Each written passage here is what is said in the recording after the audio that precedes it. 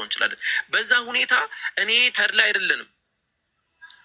ክርስቲያኖች፣ ሙሽሪኮች፣ መጁሶች፣ ጣዖት አምላኪያን ዓለም ላይ ያለ ሰው በሙሉ ሙስሊም ነው።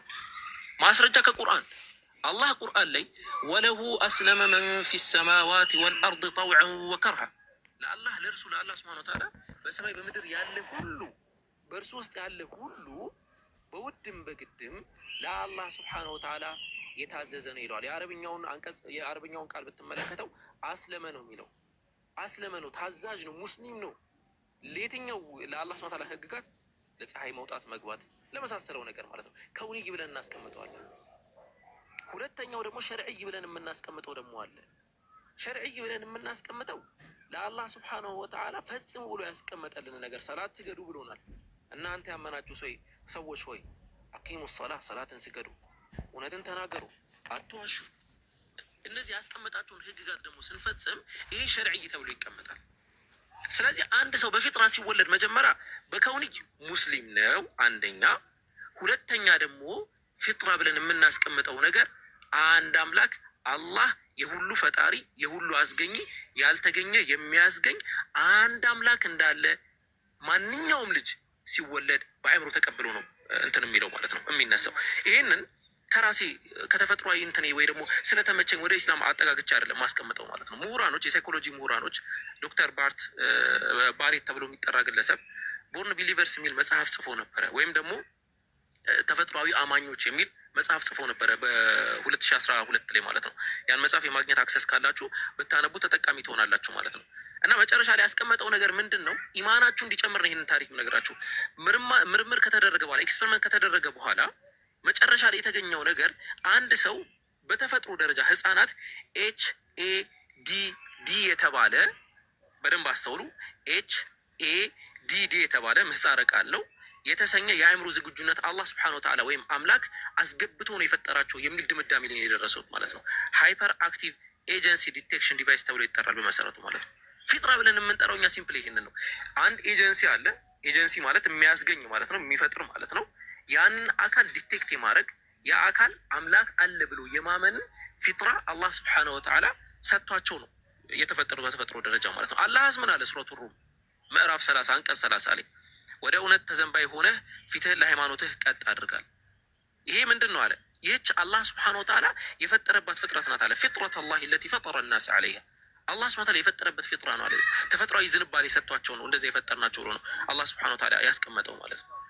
ስለዚህ አጠቃላይ የኢስላምን የፊጥራን ኮንሴፕት ስናስቀምጥ በዚህ ደረጃ እያልን ነው። እየሰገዱ ይወለዳሉ የሚል ሀሳብ እያስቀመጥን አይደለም ልጆች፣ ወይም ደግሞ አሽሀዱ አን ላ ኢላሀ ኢለላህ እያሉ እንትን ይላሉ እያልን አይደለም። ነገር ግን አላህ ስብሐነሁ ወተዓላ አንድ አምላክ መኖሩን የመቀበልን ነገር በውስጣቸው ያደርግላቸዋል እያልን ነው። ይሄ ተፈጥሯዊ ዝንባሌ ወይም ደግሞ ፊጥራ ብለን እናስቀምጠዋለን። ነቢዩ መሐመድ ሰለላሁ ዐለይሂ ወሰለም ሰሂህ ሙስሊም ሐዲስ ቁጥር 2868 ላይ እንዲህ ብለው ያስቀምጡልናል። ዒያድ በዘገበው ሐዲስ ላይ ማለት ነው።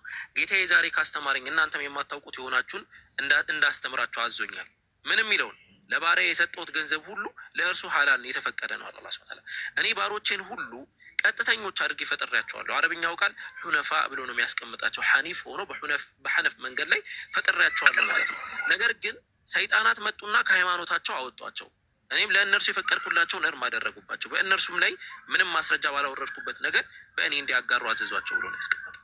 የሰው ልጅ ምድራዊ ተፈጥሮ በራሱ ይህ ፊጥራ የሚለውን ነገር ከዛም አንጻር የሚያብራሩ ዑለሞች ስላሉ ምድራዊ ተፈጥሮ ራሱ ልክ አደም እዚህ ምድር ላይ ሲመጣ ከሱ ጀምሮ ምንድን ነበረ? ተፈጥሯዊ ዝንባሌው የኢስላም አስተምሮ ብለን የምናስቀምጠው ነገር ነበረ ማለት ነው።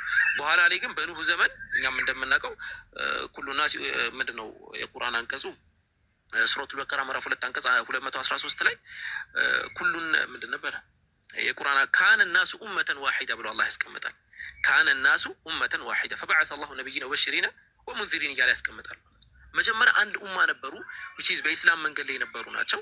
ከዛ በኋላ ቀስ እያሉ እየተለያዩ መጡ ማለት ነው። ስለዚህ ኤጀንሲ እያወራን ነው። ይህንን የፊጥራን ኮንሴፕት እስልምና ላይ ስናነሳ ስለዚህ ነገር እያወራን ነው። የመጀመሪያ አያደራድርም ብለናል። በከውንይ ደረጃ ሁሉም ሙስሊም መሆኑ አያደራድርም ማንም አካል ማለት ነው። ሸርዕይ ደግሞ የሆነው ደግሞ በዚህ ደረጃ ልናብራራም እንችላለን ማለት ነው። ምናልባት ካለውበት ምናምን ቦታ አንጻር ትንሽ የተዘበራረቀ ነገር ካለ በጥያቄዎች ደግሞ እያደስናቸው እየገነባናቸው እንሄዳለን።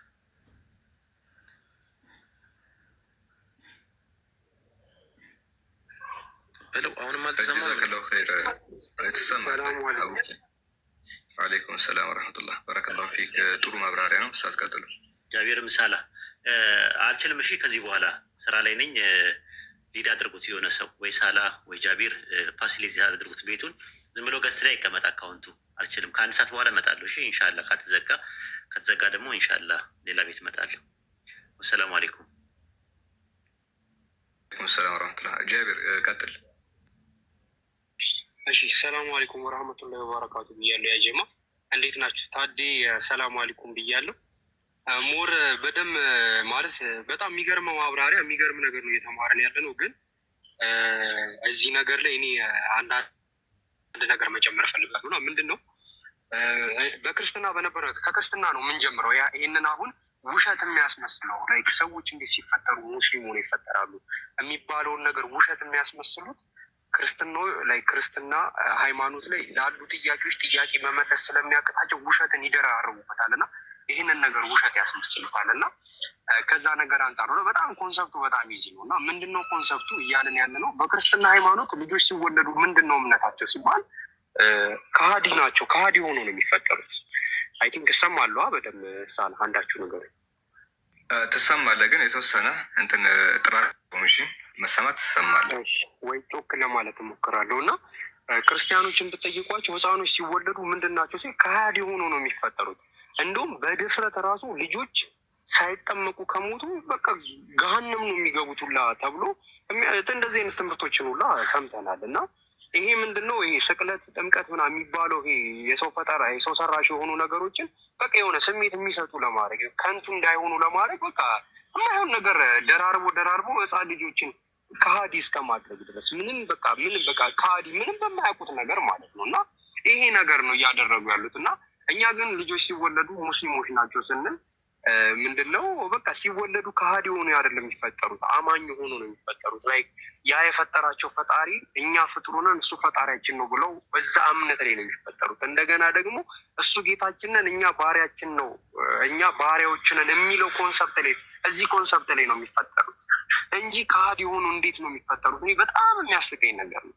እና ምንድነው ያጀማ ሁላችሁም ፎከስ ማድረግ ያለባችሁ ነገር እስልምና ሃይማኖት ቅድም ከንዊኒ እና ሸሪ የሚባል ነገር አለ። ከንዊኒ ማለት እንትን ፊጥራ ወይ ደግሞ ከንዊኒ የሚባሉት ነገሮች ምንድን ናቸው? ሰዎች በተፈጥሮ ሲወለዱ ከሃዲ ሆኖ አይደለም የሚፈጠሩት፣ አማኝ ሆኖ ነው ያንን አምላክ አማኝ ሆኖ ነው የሚፈጠሩት። እና ካደጉ በኋላ ነው ወይ የሚያስክዷቸው ወይ ደግሞ የሸሪ ማለት ላይ ህግጋትን መጽሐፍትን የተላኩላቸው መልእክተኞች እንደገና ደግሞ በዛ መልእክተኛ በኩል ከአምላክ የተሰጣቸውን መጽሐፍ አንብቦ ምናምን ነገር የተለያየ የዲን እውቀቶችን አካብተው እምነታቸውን የሚያጠናክሩበት ነገር ነው። እና ምንድነው ነቢዩ መሐመድ ወደ ምድር ከመምጣታቸው በፊት በቁርአን የሚተዳደሩ ሙስሊሞች አልነበሩ። ምክንያቱም ቁርአን የሚባለው መጽሐፍ ወይ ደግሞ ፉርቃን የሚባለው መጽሐፍ የመጣው በነቢዩ መሐመድ ዘመን ነው። እና ከዛ በኋላ ያሉ ዘመኖች በቁርአን የሚተዳደሩ ሰዎች ናቸው። ከዛ በፊት ታዲያ ሙስሊሞች አልነበሩ በሆነ ጥያቄ ሙስሊሞች ነበሩ፣ ግን የየራሳቸው መተዳደሪያ አላቸው።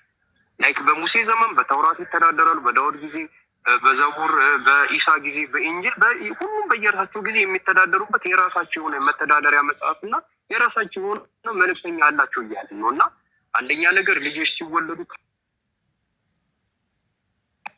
አማኝ ሆኖ ነው የሚፈጠሩት። ይሄ በጣም ግልጽ ነገር ነው፣ በጣም ግልጽ ነገር ነው።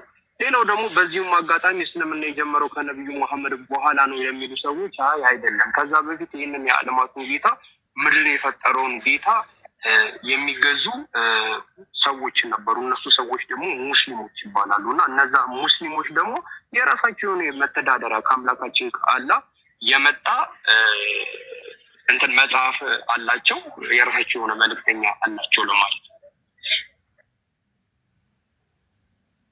አይ ጀዛከላሁ ኸይር ጃቢር። ኡስታዝ አበማአውያ እዚህ ላይ የምጨምሩት ነገር ካለ?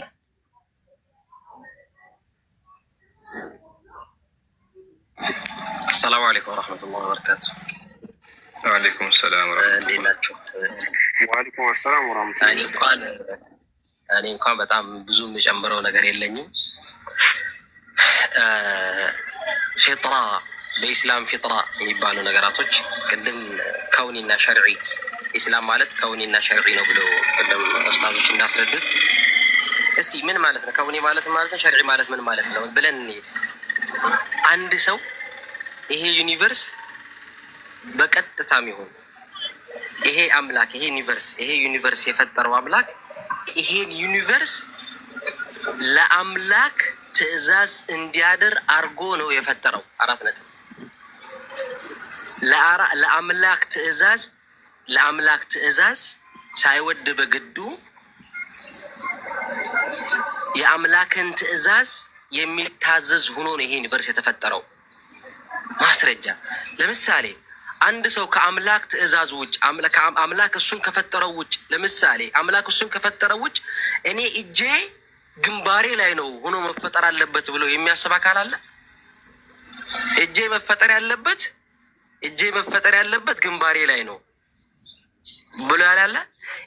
ይሄ ሰውነታችን አካላቶች በአጠቃላይ ለአምላክ የታዘዙ ናቸው። አምላክ እንደዚህ አድርጎ ከፈጠረን በኋላ እነዚህን የተፈጠርንበትን ፍጥረት መቀየር አንችልም። ለምሳሌ አንድ ሰው አይኔን እግሬ ላይ ነው ማለት ይችላል? ይሄ ማለት ለአምላክ ትዕዛዝ አድሯል ማለት ነው። ሰውነቱ በአጠቃላይ አለይኩም ሰላም።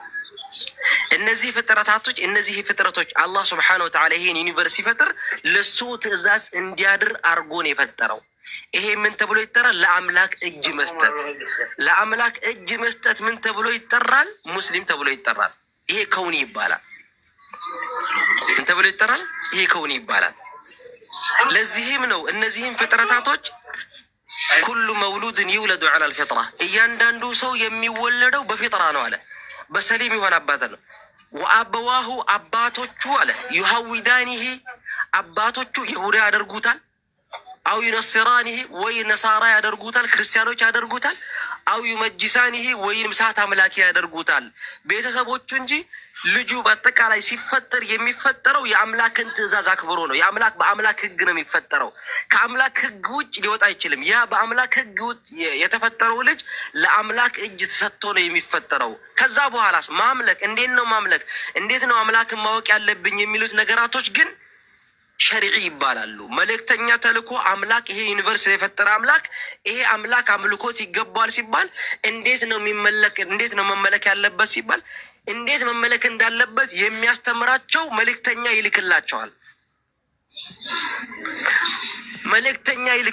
ለዚህም ነው ወማ አርሰልና ሚን ረሱልን ኢላ ቢሊሳኒ ቀውሚሂ ሊዩበይነ ለሁም፣ አንድን መልእክተኛ አላክንም መልእክተኛው የተላከላቸው መልእክተኛው በቋንቋቸው እነሱ አምላክ እንዴት እንደሚመለክ ሊያስረዳቸው ካልሆነ በቀር ይላል። አምላክ እንዴት መመለክ እንዳለበት አምላክ ነው የሚነግረው። በዚህ መልኩ አምልኩ ብሎ አምላክ ነው የሚነግረው። አምላክ ለኛ በነገረን መልኩ ያወቅነውን አምላክ በዛ መልኩ እናመልኳለን። ገብታችኋል? ያወቅነው ይሄን ዩኒቨርስ የፈጠረ አንድ አምላክ አለ። አዎ አለ። ያ አምላክ የፈጠርንበት ዓላማ ምንድነው? እኔ ልታመልኩኝ ነው ብሏል።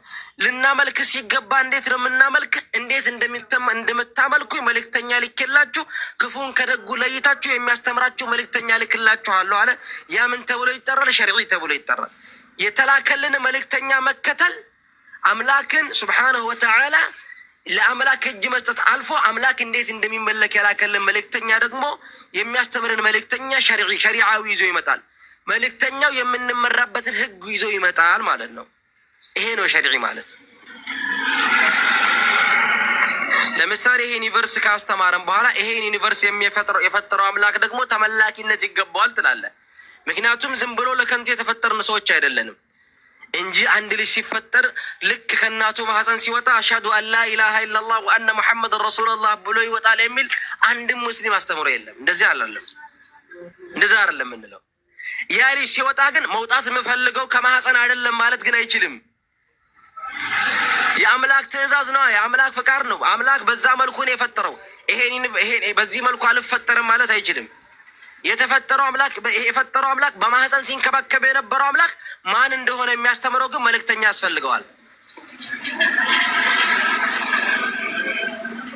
ስለዚህ ከዛ አንጻር ነው ያ መልእክተኛ ነው። ለዚህም ነው አባቶቹ ተነስተው አንድ ልጅ ይሁዳ ያደርጉታል፣ አንድ ልጅ ነሳራ ያደርጉታል እንጂ በፊጥራ የሚወለዱ ህፃናቶች በአጠቃላይ አማዞን ጫካ ውስጥ ብትሄዱ ምንም ቦታ ላይ ምንም ያልተባሉ ራቁታቸውን አካላቶች ብትሄዱ እነዛ ሰዎች አንድ አምላክ እንዳለምና ፈጣሪ የሆነ አካል እንደፈጠራቸው ያምናሉ።